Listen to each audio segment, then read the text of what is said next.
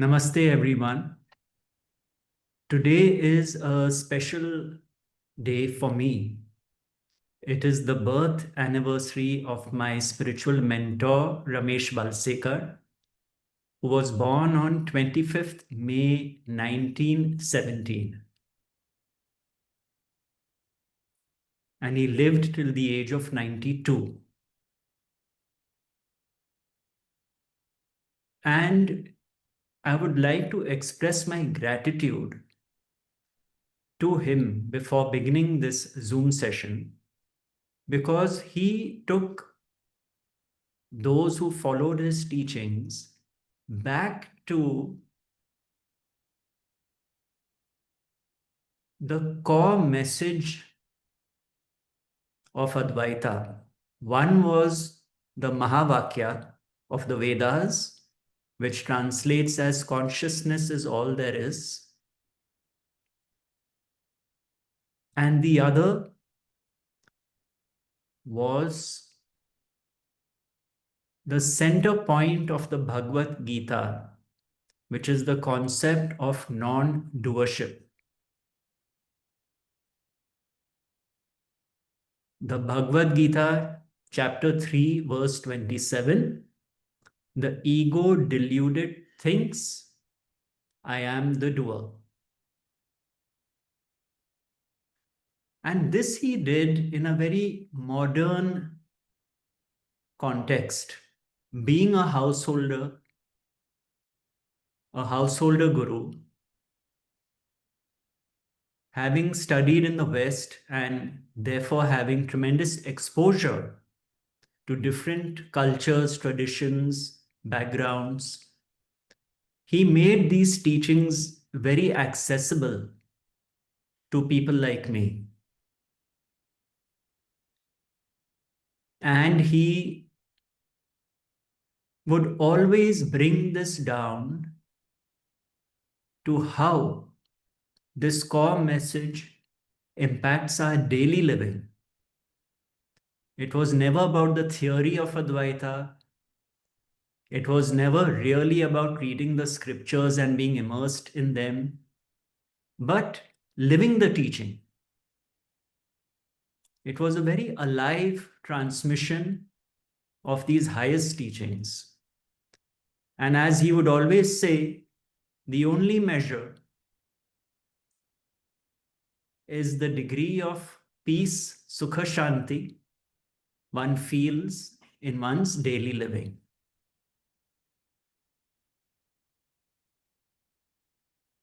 So in a nutshell, this is the core message of this teaching. Now, since this is a shorter Zoom session of an hour, I would first like to just start with a very brief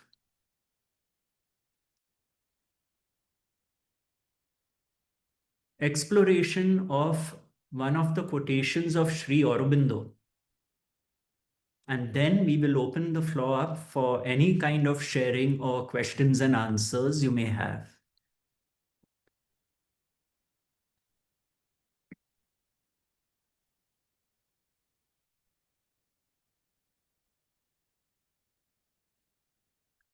So Sri Aurobindo says, this is a miracle that men can love God yet fail to love humanity. With whom are they in love with then? I'm going to repeat this. This is a miracle that men can love God yet fail to love humanity. With whom are they in love with then?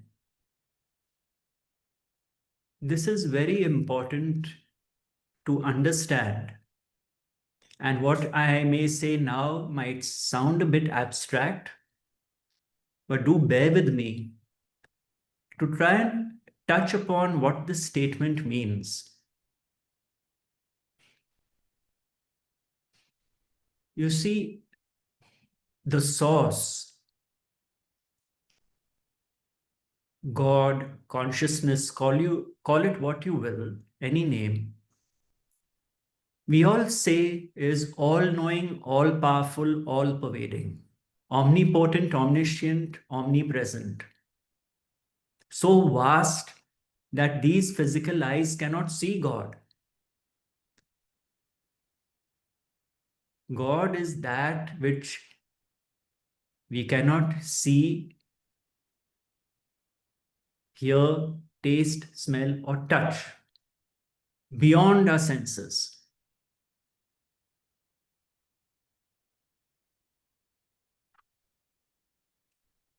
Now, what is the connection between this source, the absolute, and humanity?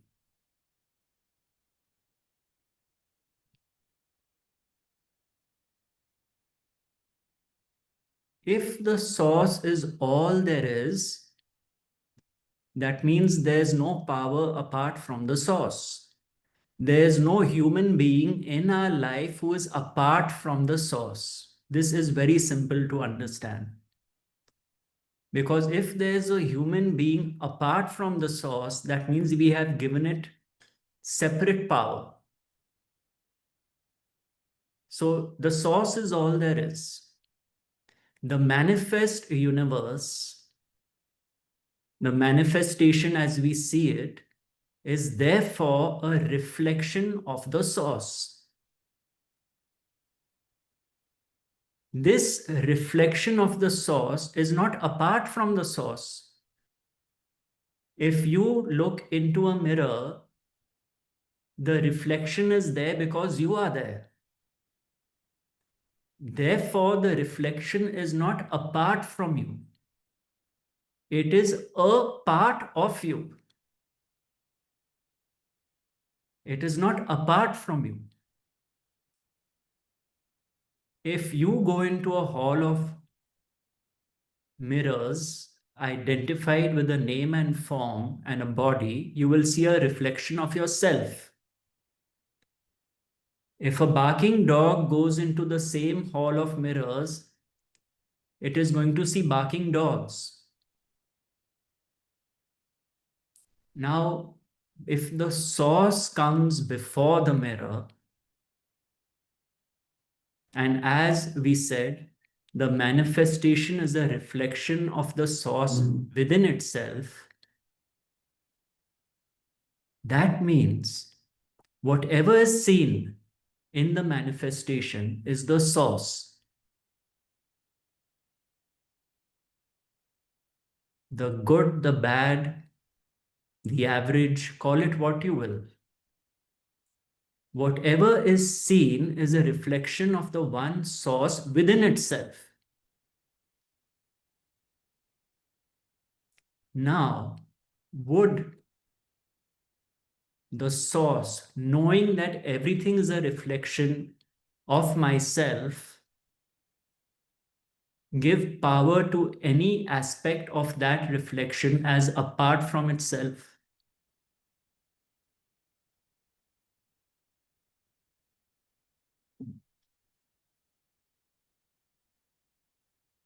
The source, of course, this is all speaking so as to understand this concept, would therefore not differentiate between a so-called good person and a so-called bad person, because everything is a reflection of the source.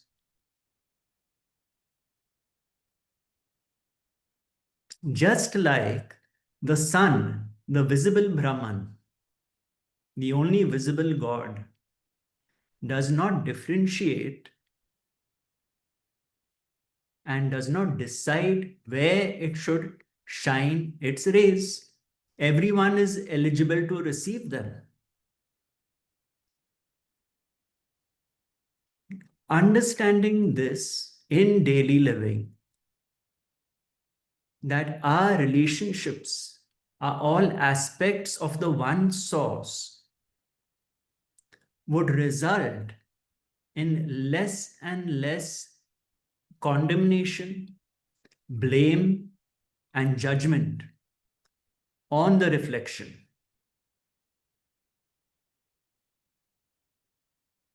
Less and less ill will, spite, malice, criticism, and so on and so forth. Because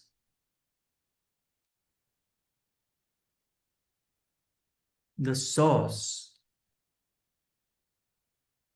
cannot hate anyone in that sense, because nothing is apart from it to hate.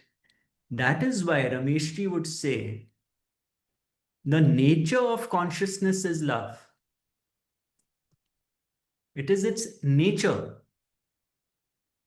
That is why Maharaj would say, all I ask is that you don't hate anyone. I am not telling you to love everyone. You see, what they were doing is they were destroying this importance we as individuals have given to other individuals in terms of them being the doers of their actions. This concept was being eroded by them bit by bit by bit. Because we are all hardwired from childhood. When the ego set in, the sense of separation, me and mine, was a part of the divine hypnosis. We didn't create the ego, it happened. Therefore, it is not our job to destroy the ego. Because to say I should destroy my ego is again doership coming through the back door. But to understand what is this life about? What is this manifestation about? The people in my life, those who love me, those who trouble me, what is this whole thing about? That is the spiritual journey. Understanding that. Understanding that in this realm of duality, there are only three kinds of relationships: my relationship with others, my relationship with myself, and my relationship with what happens in my life. And why is the foundation relationship? Because duality is two. So therefore, the basis is relationship. Advaita, Advait is not two. Appears as two. The manifest universe appears as two, you and me, but not two.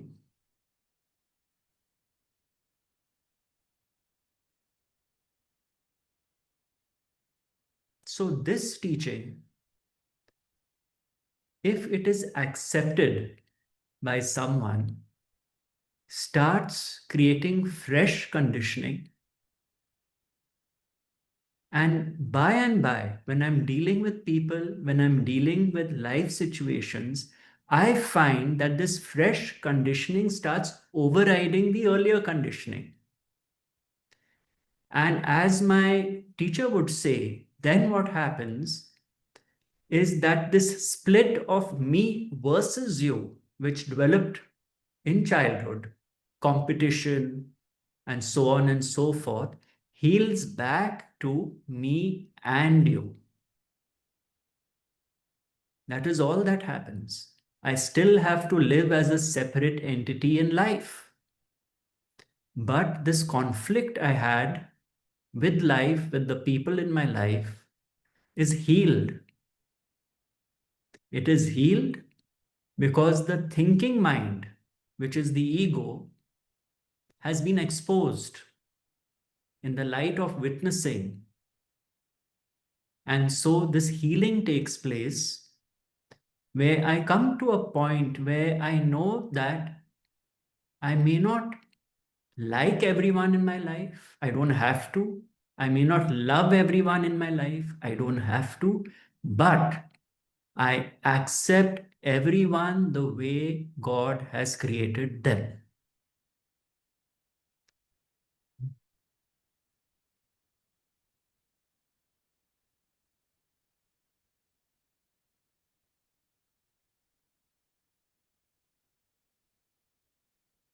That is why Sri Aurobindo says humanity is not apart from God.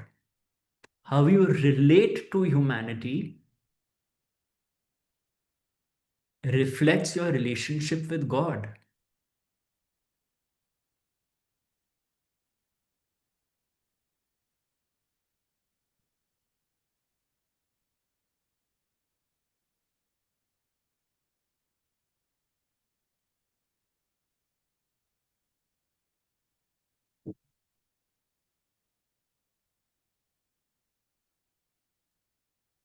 How you relate to yourself,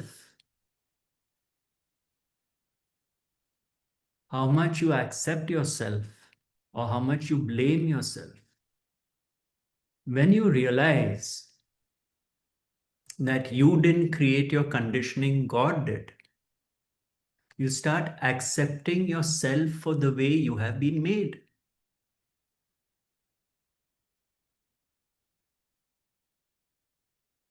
Yes, you may feel I need to work on certain aspects of my personality. No doubt, by all means. But the first step is you are no longer in conflict with your own self. A healing has happened where you have seen that the way I think, the way I relate with the world is based on my conditioning, which I didn't create. My parents, their economic background, where I am geographically, and so on and so forth, shaped me and made me think a certain way, just like it has shaped the person before me. You see?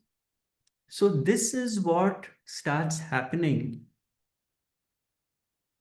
And that is why even someone like the revered sage Neem Karoli Baba said something to this effect: all religions lead to God, God is everybody.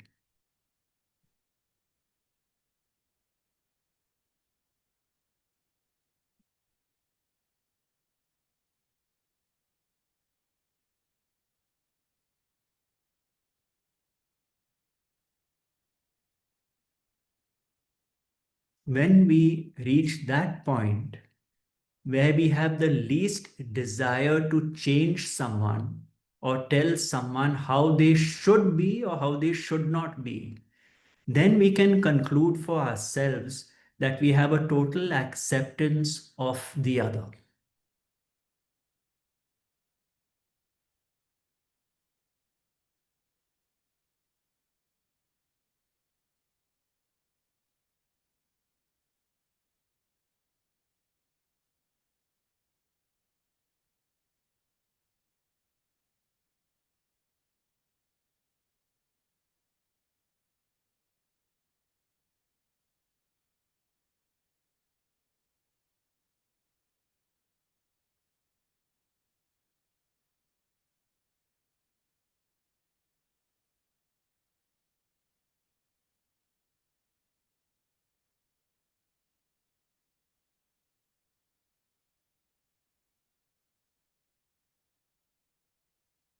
And those of us who are here together or following any spiritual path, any path of yoga, we are truly blessed because the source consciousness has chosen us to come onto the spiritual journey, mostly through suffering, some kind of loss, to really ask these questions. Why am I here? What am I doing here? Who is the other?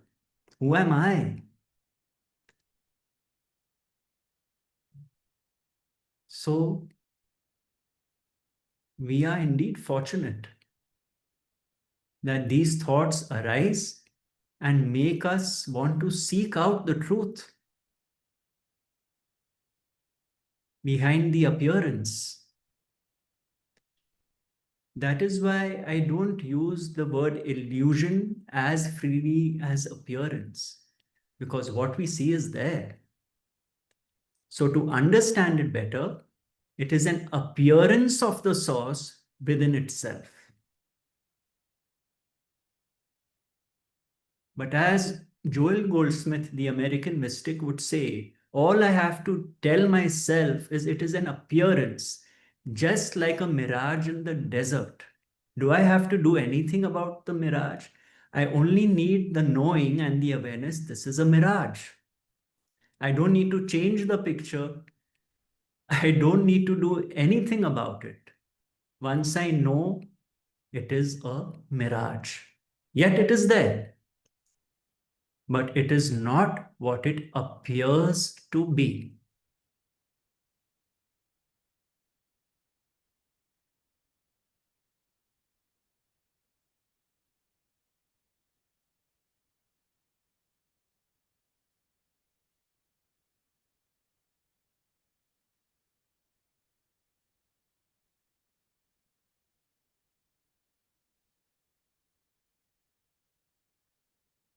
All right. So if anyone would like to share anything or ask a question, you are welcome to now.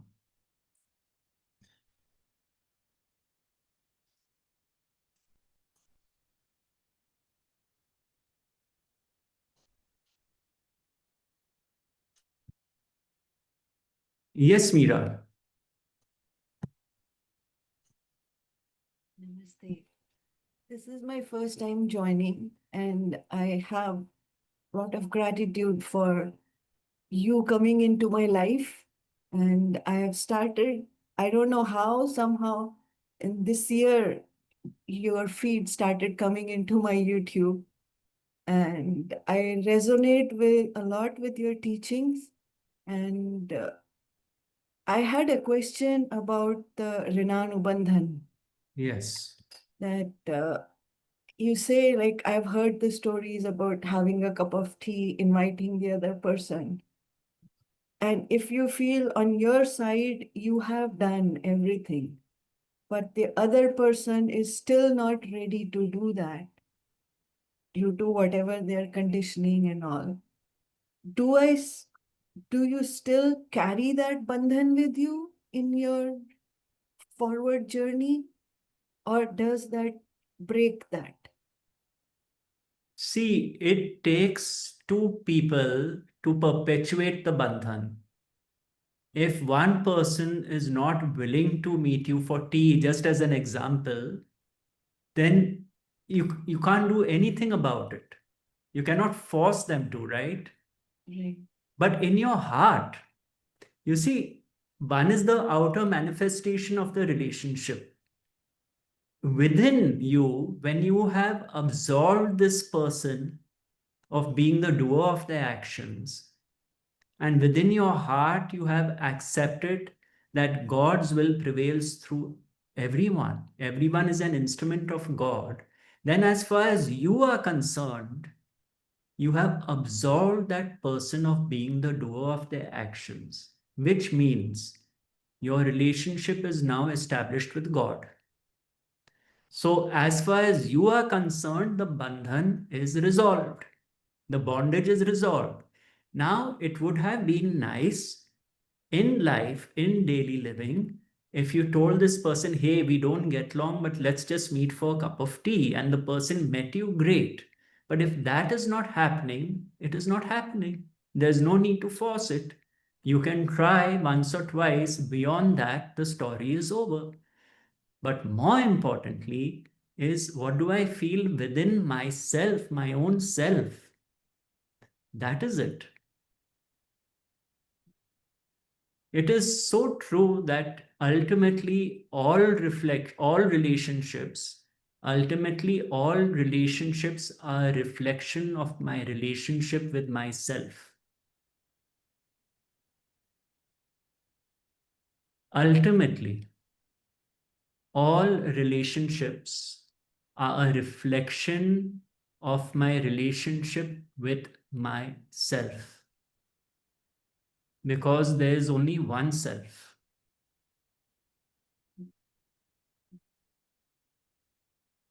Is that clear? Yes, very much. Thank you. Thank you. Yes, Holger, long time. Yes, hello, Gautam. It's wonderful to be here, and I just wanted to say hello and express my gratitude for you and for Ramesh. And it's just such an amazing unfolding. Yes, it is. That's an appropriate word. Thank you. I don't want to take away the time here. I just Good wanted to to say see you. hello and Good to see you. ditto. All the Thank you. best. Yes, Anuraj. Uh, Namaste, Gautam ji. Namaste. I'm Anuraj. I am dialing in from Florida. I have two questions for you. I see you have retreats coming up in India, in Dharamshala, and one in the southern part of India. I'm going to butcher the name, so I'm not going to say it. Do you have any planned retreats in North America anywhere, anytime soon that you plan to do? Not planned yet. I would look forward to a retreat in North America, but you see, it has to fall into place, and I'll make the trip once I have some invitations in place and the schedule works out for me. But God willing, it will happen. Okay. Yeah, because it's difficult as a family man for me to travel all the way to India. So I was trying to attend one, and US will be better, or Canada or somewhere. The second thing I wanted to talk to you about last night, every night I listen to a YouTube video before I go to bed, because I like the word by and by that you say, because it doesn't happen overnight. So whenever a difficult relationship and difficult things happen, I do let people, I understand that it's not them, it's their conditioning, which is really beyond them. But the sting, I still feel a lot, because my brain will continue and bring it up again and again. And maybe I feel like I'm using this as a technique to suppress what I'm feeling, which is quite likely. But last night, I got a feed from a YouTube video, one of yours. It's a real 3 minutes, 31 seconds, if I remember, about thoughts, negative thoughts or fearful thoughts. Basically, the topic was fearful thoughts.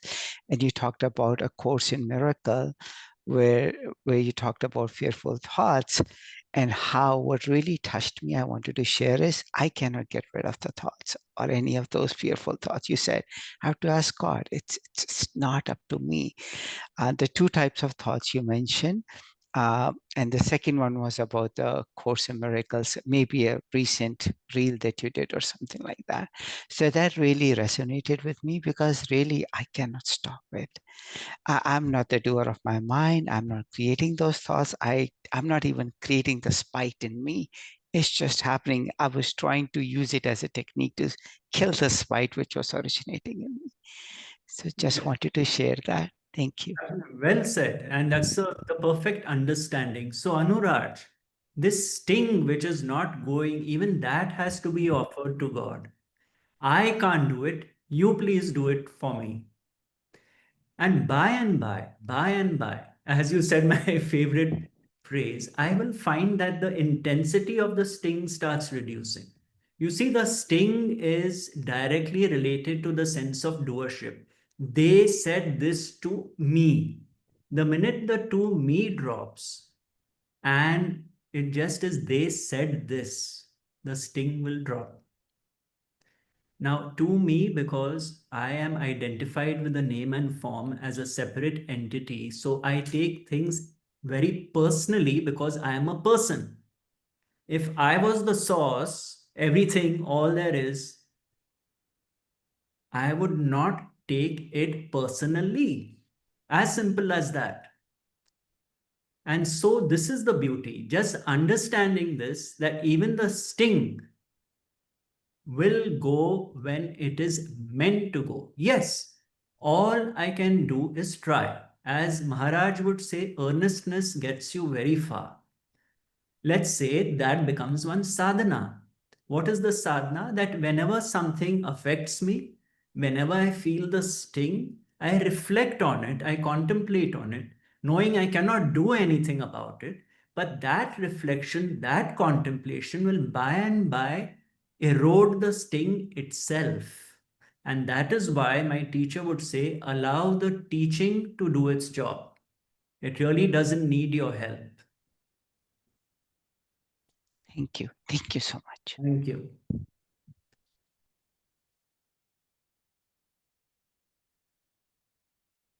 Yes, Asha.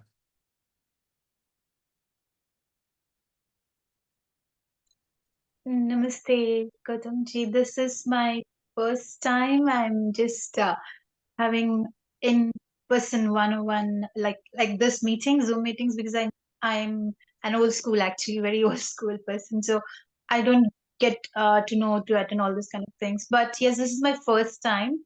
Firstly, I just made a note that I have to tell you because I might forget. So sorry for that. I might take just 5 minutes extra. I'm sorry for that. Firstly, being in your presence is a blessing in itself, and I express my gratitude to you, to Ramesh sir, and to Nisargadatta Maharaj, and all the gurus there. So 6 years I have been following you. It's been long 6 years, and I'm like the last student of the last bench, the student sitting in the last bench, just quietly listening to you, to the teacher, and then going back home and contemplating on what was listened to. So I also always remember you saying that surrender is something that is happening and it's not a doing. And life gave you this body, and it must have given you many slaps, one slap, two slaps, third slap. So I think life has given this body around many slaps, but the last slap was so hard blow that I had the surrender happening, and it never was that I was surrendering something, as you always say. And you also said that God does everything, and whatever anyone does in my life, in this body, or the other person or whoever is coming in front of me, is simply the instrument of the divine will. So that always is there. I carry that always in 24/7, as long as this body is working, interacting, I carry that. And the interesting fact is that when I did the introspection on your teachings and your sayings every day, every moment, in every activity, every functioning, I couldn't find Asha anywhere. I could find this body with this name and form, but I couldn't find that particular entity, what you call as a person. Without the consciousness, it's just the body.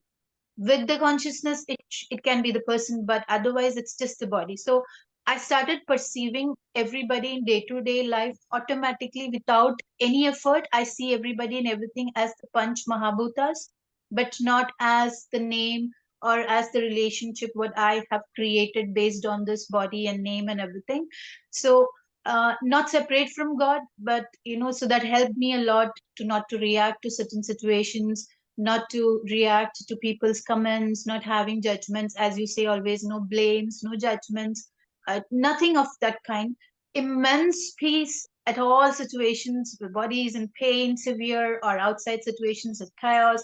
So much of peace that I was praying literally to God that I wanted to say this to you, to give me an opportunity to put that in front of you. It is me, it's not this but it is that consciousness talking to consciousness, what I believe in. So that belief was given to me by you, by your teachings. I'm really have that gratitude towards you, and I'm so glad that today I cannot express that, that happiness, that today being Ramesh sir's birthday, that I'm able to sit in front of you, say this to you, that I've been listening to his talks. Also, I have read the book of Talks with Pointers of Nisargadatta Maharaj by Ramesh sir. I read every day one chapter out of it. Every day contemplate on that sayings, whatever he has said. And really, there is no Asha. And it's like, I could say that, it's like when we are standing on the sea, and suddenly we are standing on the sand, and the water waves comes, and then suddenly you find the sand is, it's gone from under your feet. So something collapsed, the belief systems, all those things that I carried, and everything about me, myself, the world, everything collapsed. Suddenly it just collapsed, and it was a shock for me.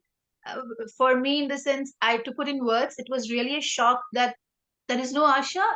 That means there is nobody else also. That means it's the same thing. If it's the same, it's just for me, then it's the same outside there. So it was really a shock. But I think I'm thanking you for that, because that really has helped me to build better relationships, better interactions, more of compassionate and unconditional love that flows even for the trees. I talk to the trees, I talk to the insects, I talk to the flies, birds. It's something that, being as it is, like as it is, as consciousness is, just beingness. There is nothing called my life, my world, nothing like that. So it has really helped me so much. I really thank you for that. Really, really, from my heart, bottom of my heart, I thank you for that. That's beautiful. Thank you. You've touched upon the peace that surpasses understanding. All because of you, all because of your teachings. This talking to the trees reminds me in the time of COVID. I remember a joke which was floating around that the therapist started telling people there's no problem if you talk to the plants and trees, but get in touch with us if they talk back. Thank you, Asha. That was a sharing from the heart, and I truly appreciate it. I had a question so I don't know when I can get in touch with you again, but just a question before I leave. Um, Actually, it is to understand that I always pray to God that I don't want anything from anyone. That is for sure, because there is no one there, and even from God. And I always tell him that please hold me always as the bear hug. The bear hug never leave. The bear will never leave. There's a story on that, right? So if you could guide me, am I walking the right path or not? You are walking on the path you are meant to walk on, precisely. So, where's the doubt? That's what I'm saying. It just comes and goes, but it goes immediately, doesn't stay for a long time, but then it just comes and goes. Sometimes when there is some turbulences, like in the flight, when you go, there's a turbulence, and suddenly you just, That oh is the God. that is the flip flop. But that is why my teacher would say, if God has brought you so far, why do you think He'll drop you here? So keep the faith. Your name is Asha. Yeah, I'm from Canada. I live in Canada, and the blow was that, just to put in simple words, the blow is that I don't have money, I don't have a job, I don't have husband, I don't have a family, I don't have anything, and but still there is so much of happiness and so much of immense peace that people started asking me, then how can you be so happy? How can you be so cool? It really has changed so much that people started following you through me being an instrument. Well, how did you get into this? How are you able to live like this? So that really helped me a lot. And I always believe in this way, as you said, as you used to say, that everything is consciousness and there is nothing apart from consciousness. And when you start looking like that, so when I look at Panch Mahabhutas as everything and everyone as Panch Mahabhutas, so I believe that having a car, having a husband, having gold, having cash, everything is Panch Mahabhutas. So some of the Panch Mahabhutas are blessed with more of Panch Mahabhutas, and this Panch Mahabhuta is not blessed with so much of. So it just goes in a comedy, it doesn't stay in my mind as a worry or something like that. Yeah.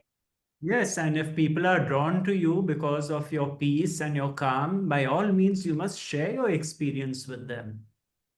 I do that. My sister now started following you. In fact, today from Dubai, she was supposed to join, but I think it's night time, so weekend. So it's all, in the house, the chaos. She wanted to ask you a question, but she could not. She just started following you from last 1 year, and she's immense. She's a very big devotee of yours. Like, she loves your talks, and yeah. Okay, thank you, Asha. Thank you very much. Yes, Shiksha. I hope I pronounced that correctly. Shiksha. Yes, yeah, it's fiction. Yeah, hello Gautam. Hi. I just wanted to ask that last year was very turbulent for me, and somehow I was always like drawn to spiritual teachings and all, but I was not regular into it. It was I was doing meditation, I was doing on and off both Shuddhi Kriya and all, but it was never regular. uh, because I was drifting off from material world, whatever I was starting to do regularly. So I was a bit scared about it, that what am I doing, even is it natural to do or not? But something happened, like for a year. That depression and everything happened. I was in a very messy situation. Then I got out of it, and somehow I saw your videos and Eckhart Tolle's videos and everything, and I could relate to it that something that spiritual awakening happened. It says no, ki, like it actually needs few blows, and finally you wakes up. That happened, and that phase was very rough for me. After that, the emptiness sips in. I don't have any ambition right now, though I am working as a PhD scholar in cancer research. Before everything happened, I was very ambitious. I was like, yeah, I want to do very good research and all. But right now, I'm peaceful. But the drive, that ambition, there is nothing. So I don't know if this is natural to be in this phase and it will pass slowly, gradually. But I can definitely say that it is very peaceful to be just here and now. I just, how I have navigated through it is I'm just trying to put my best in my working hour. And after that, I do not have any concern about work at all. So that's what I have learned from your videos to do. I'm slowly navigating through it, but I really don't know that it will last forever, or is there a way back to the ambition? It happens that people get ambitious again, or how does this yeah, goes? See, Shiksha, I'd just like to clarify something. This teaching, in fact, makes you a better worker. You see, Sri Yeah. Aurobindo's teachings on karma yoga are very beautiful.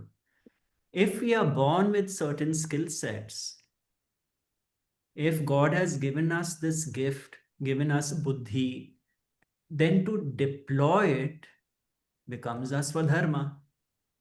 Now, Yes. lack of ambition means what? It should not be confused with the fact that I am no longer attached to the outcome. That is what the Bhagavad True. Gita is about. Mm. I am in, when I work, fully in the working mind, 100% pristine purity of the working mind, because the thinking mind of the ego has been disengaged. So the regrets of the past, the fear of the future, and all these thoughts which invade my consciousness when I work is no longer happening. So Yes. therefore, I am the ideal candidate for work. This teaching includes the mundane, the material life. That is why I said in the beginning that my spiritual teacher was a man of the world. He was the general manager of the Bank of India. So it is to relate with life. This phase is a phase you are going through, no doubt, but don't mistake that detachment means lack of ambition. The definition of ambition changes. See, ambition is overridden with a sense of strong doership. I must Mm. pursue, I must excel, I must get this. If that drops, it's great. Yet, pure ambition may stay.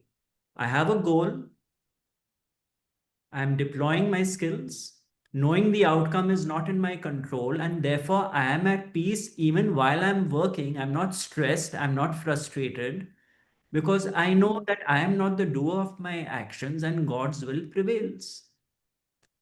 So, such a person would actually dive deep into work because they would be able to, since they are not being distracted due to the thinking mind. Yes. That Yes. is true actually, because yeah.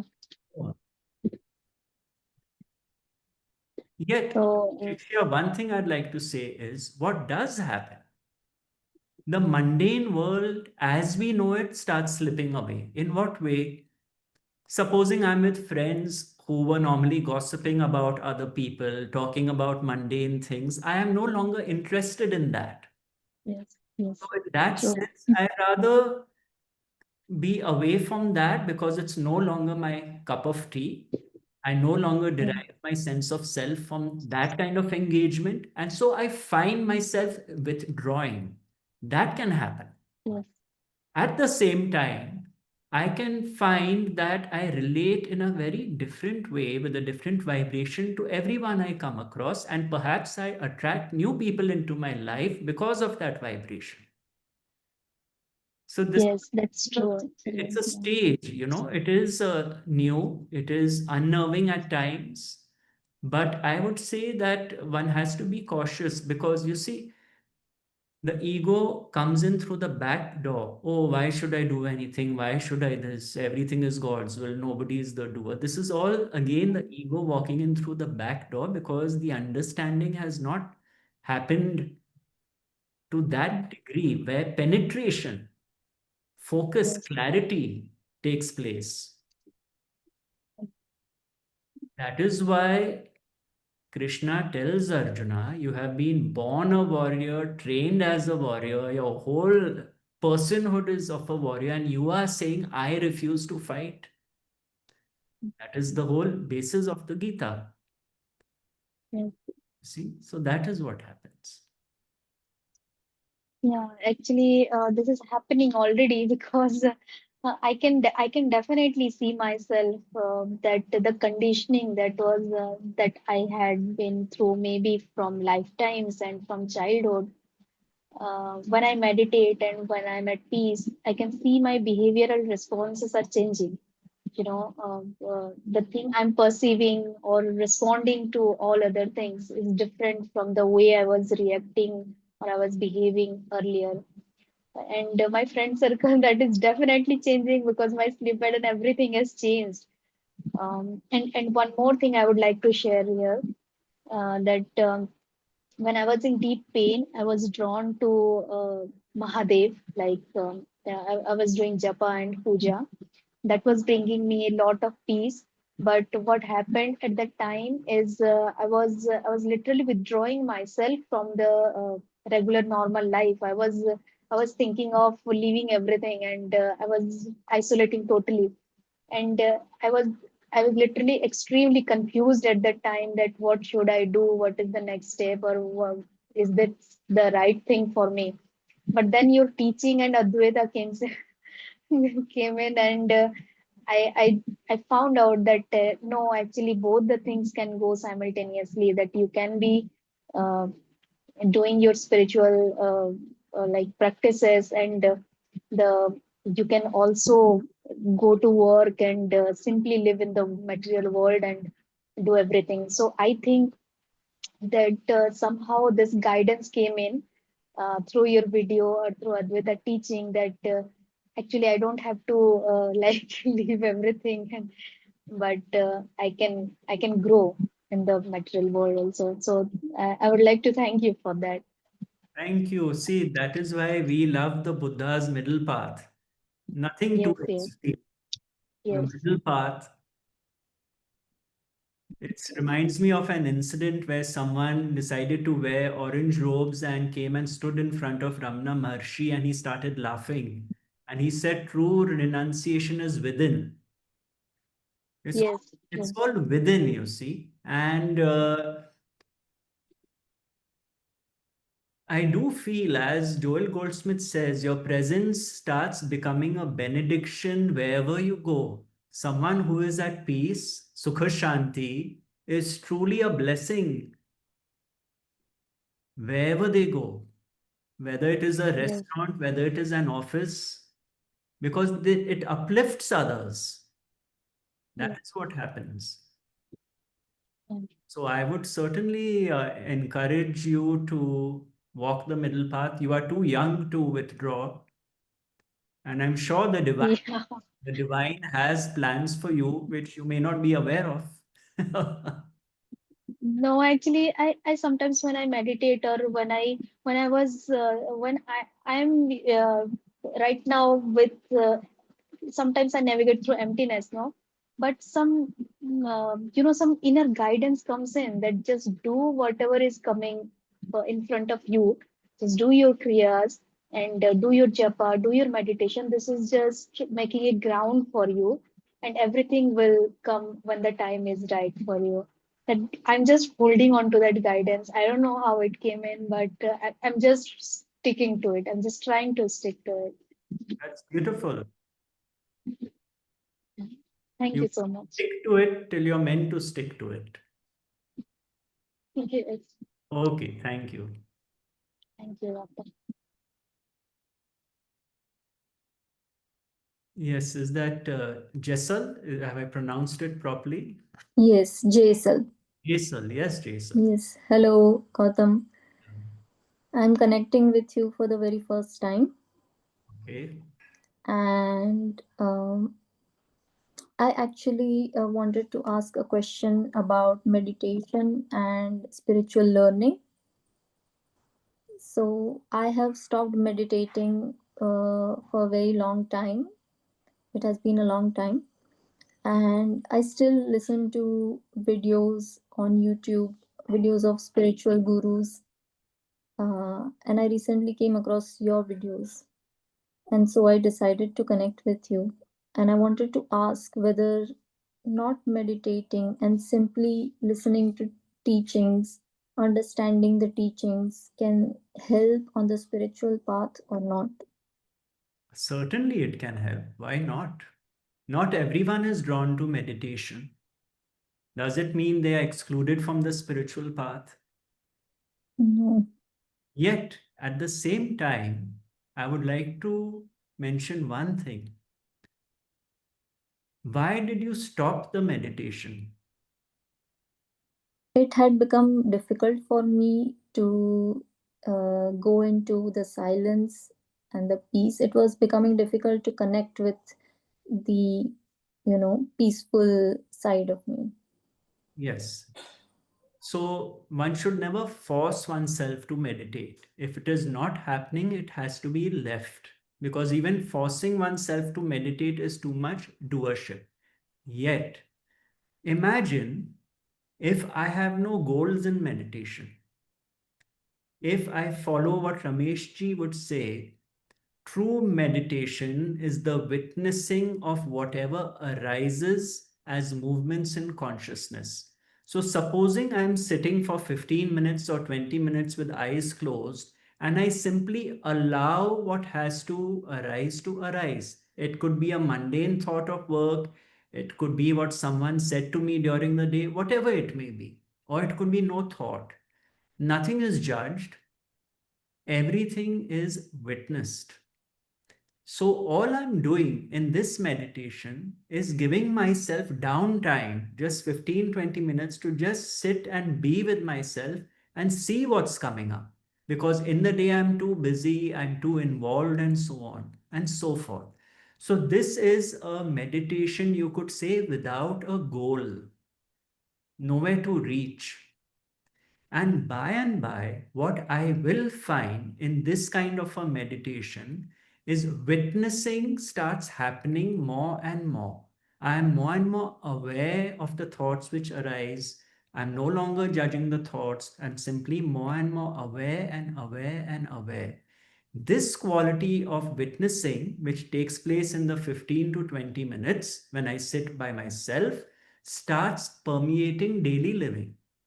I find this witness consciousness, this Sakshi Bhav, starts really germinating in the events that transpire through the day. That is how it helps.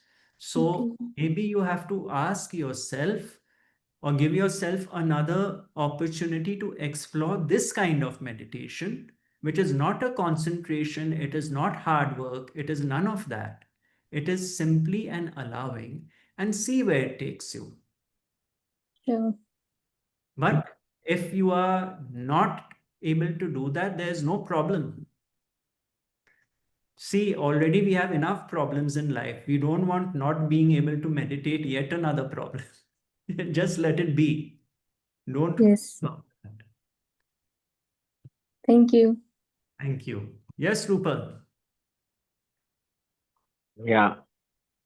So I just wanted to read something The thing was because I was meditating or contemplating on oneness in everything, and the whole world around here is moving towards a war and everything. So there was, of course, there is a silence, there is a peace, but there is somewhat what you say a concern of what's happening around us and things like this. So because I was contemplating on Savitri, oneness, so I wrote something which I wanted just to read to you. So that I wrote that violence for the need of upholding the dharma, done with calmness, peace, and surrender, is the attitude we need to cultivate. Now, what I really was delving on, that our forget what is happening around or what is happening outside or everything, but the idea of cultivating this attitude itself makes you very peaceful, like, or things. And then I somehow came across these lines of Savitri from something which I had read from MP Pandit, which made a lot of sense. The source is one, and everything happens through the source, which is so beautifully written here. He beheld the cosmic being as his task. His eyes measured the spaces, gauged the depths. His inner gaze the movements of the soul. He saw the eternal labors of the God and looked upon the life of beast and man, and looked upon the life of beast and man. And as he sang, that's a beautiful line, and as he sang, the demons wept with joy, foreseeing the end of their long, dreadful task. Let's not So, forget one thing. Well, the yeah, entire Bhagavad Gita is based on war. yes, You see, yes, in the thick of the battle, yes. have the chariot with Arjun and Krishna in the middle of the battlefield, and then the teaching is given. Mm, Thank you for. thank you very much. All right, so I think we will end there for now. And we have experimented with this particular time zone, and just to see various things. One is whether people who are not able to make it at the 10:30 a.m. India time on Sunday do make it here at this time. Two is to test the efficacy of the internet connection at this time, because this is the time when everyone's watching movies on Sunday night at home. So we had a doubt whether it would be as strong as Sunday morning when everyone's usually asleep with a hangover.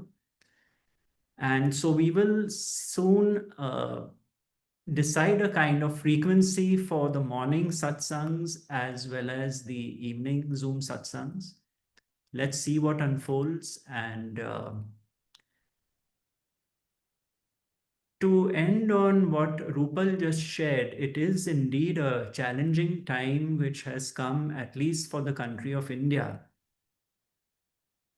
I touched upon this at my last talk in Pune, but it is true at the same time that war has not been new to this world. We go back to war even before the Crusades, perhaps. And so it is in times of crisis, in times of adversity and aggression, that these wisdom teachings come to the fore.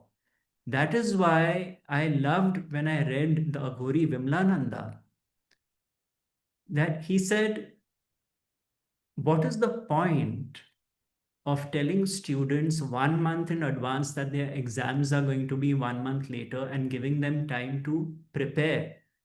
Life is a series of surprises. Life itself is a surprise test. And when we are faced with that test and how we react is when we know how deep the teachings have gone in. It is in times like this that we know where we stand, not when everything is roses and blue skies and lovely fragrances.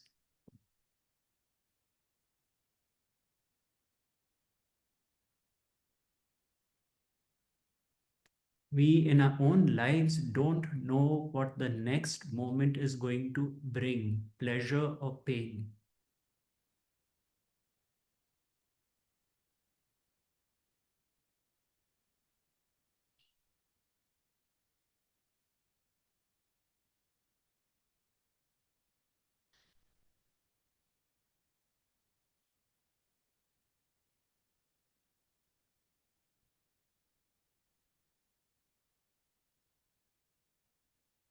Those who have their screens off, I request you to put them on so I can just look at you all for a minute or so, and then we can end this session.